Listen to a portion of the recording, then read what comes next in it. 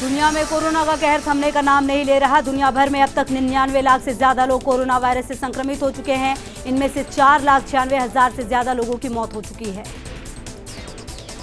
देश में कोरोना मरीजों का आंकड़ा तेजी से बढ़ता जा रहा है। यहां कुल मरीजों की संख्या 5 लाख के पार हो गई है।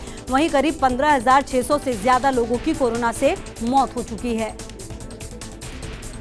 प्रधानमंत्री नरेंद्र मोदी ने उत्तर प्रदेश में आत्मनिर्भर भारत अभियान की शुरुआत की, जिसके तहत 1.25 करोड़ लोगों को रोजगार मिलेगा। इस दौरान पीएम मोदी ने कहा कि 2 गज दूरी है कोरोना की दवा। गोवा के मुख्यमंत्री प्रमोद सावंत ने कहा, राज्य में कोरोना का कम्युनिटी ट्रांसमिशन शुरू हो गया है। यहां कोरोना मरीजों की संख्या 1039 तक पहुंच गई है। दिल्ली में स्कूलों को दोबारा खोलने संबंधी योजना पर उप मुख्यमंत्री मनीष सिसोदिया ने अधिकारियों के साथ उच्च स्तरीय बैठक की। इस दौरान बढ़ते कोरोना के बीच दिल्ली के सभी स्कूल 31 जुलाई तक बंद रहेंगे। सीएम अशोक गहलोत ने बीकानेर तकनीकी विश्वविद्यालय के कार्यक्रम में शिरकत की। इस दौरान वीसी के जरिए सीएम गहलोत ने ई प्रमाण पत्र वितरित किए और कहा, आज के दौर में युवा ही तकनीक को आगे ले जा सकते हैं।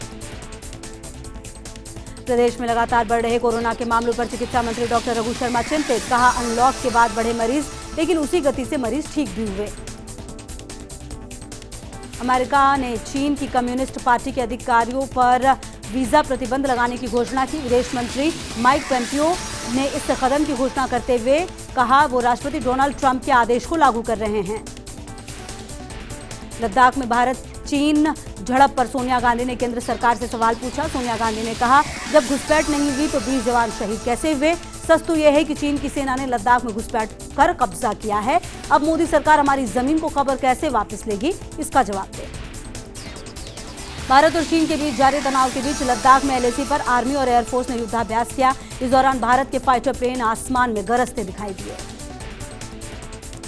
चीन के खिलाफ रूस के बाद अब भारत को अमेरिका का साथ मिला है, जिसके चलते चीन को काउंटर करने के अमेरिका यूरोपीय देशों से सैनिकों को बुलाकर एशिया के कई इलाकों में तैनात करेगा। लद्दाख में चीन से झड़प पर सीएम गहलोत का केंद्र से सवाल। ट्वीट में कहा, चीन को लेकर बहुत आक्रोश है। आज नहीं तो कल प्रधानमंत्री को देशवासियों को हकीकत बतानी पड़ेगी। एक्चुअल में वहां पर क्या हुआ, छिपाने से काम नहीं चलेगा।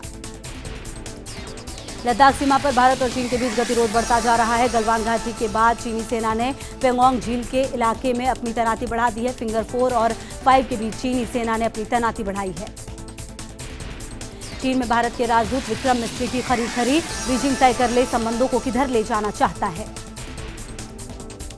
देश की राजधानी दिल्ली में कोरोना वायरस का कहर बढ़ता जा रहा है। दिल्ली के स्वास्थ्य मंत्री सत्येंद्र जैन भी कोरोना वायरस से संक्रमित हुए थे। हालांकि अब सत्येंद्र जैन की कोरोना वायरस की रिपोर्ट नेगेटिव आई है। साथ ही उन्हें अस्पताल से डिस्चार्ज किया जा चुका है। दिल्ली में आज से एंटीबॉडी सर्वे शुरू होगा। डिप्टी सीएम मनीष सिसोदिया ने कहा, इस सर्वे में उनका टेस्ट किया जाएगा जिन्हें कोरोना हुआ था और वे ठीक हो चुके हैं। कोरोना काल में दिल्ली बार काउंसिल ने 16,000 वकीलों को 8 करोड़ रुपए राहत के तौर पर बांटे। दरअसल लॉकडाउन के चलते मार्च से लेकर मई के आखिरी तक जिला अदालतें बंद रही थी, जिसका असर वकीलों के कामकाज पर पड़ा था। माध्यमिक शिक्षा बोर्ड की 10वीं की परीक्षाएं आज से शुरू हुई। पहले दिन 10वीं वोकेशनल का पेपर हो रहा है। परीक्षा के दौरान सोशल डिस्टेंसिंग का पूरा ख्याल रखा जा रहा है। बिहार स्वास्थ्य विभाग की ओर से जारी आंकड़े के मुताबिक राज्य में आज 123 नए कोरोना मामले सामने आए, जिसके बाद राज्य में कुल मामलों की संख्या 8,611 हो गई है। आंध्र प्रदेश में कोरोना संक्रमितों की संख्या 11,489 हो गई है। वहीं करीब 136 लोगों की मौत हुई है। वहीं 4,900 से ज्यादा लोग कोरोना से जंग जीत चुके हैं। पश्चिम बंगाल की मुख्यमंत्री ममता बनर्जी ने कोरोना वायरस की स्थिति को देखते हुए राज्य में लॉकडाउन को बढ़ा दिया है। प्रेस कॉन्फ्रेंस कर उन्होंने बताया, राज्य में लॉकडाउन को 31 जुलाई तक बढ़ाया गया है। उन्होंने कहा, राज्य में सुबह 5 बजे से रात 10 बजे तक लॉकडाउन में छूट दी जाएगी। पेट्रोल डीजल की दर में उछाल जारी। आज पेट्रोल 26 पैसे और डीजल 21 पैसे चढ़ा। पेट्रोल 87.53 रुपए और डीजल 81.21 रुपए प्रति लीटर है। अनलॉक 2 में अंतर्राष्ट्रीय उड़ानों को भी बहाल किया जा सकता है। हालांकि ये सेवा काफी सीमित होगी। इसके अलावा गल्फ देशों से प्राइवेट करियर की उड़ान को भी मंजूरी दी जा सकती है।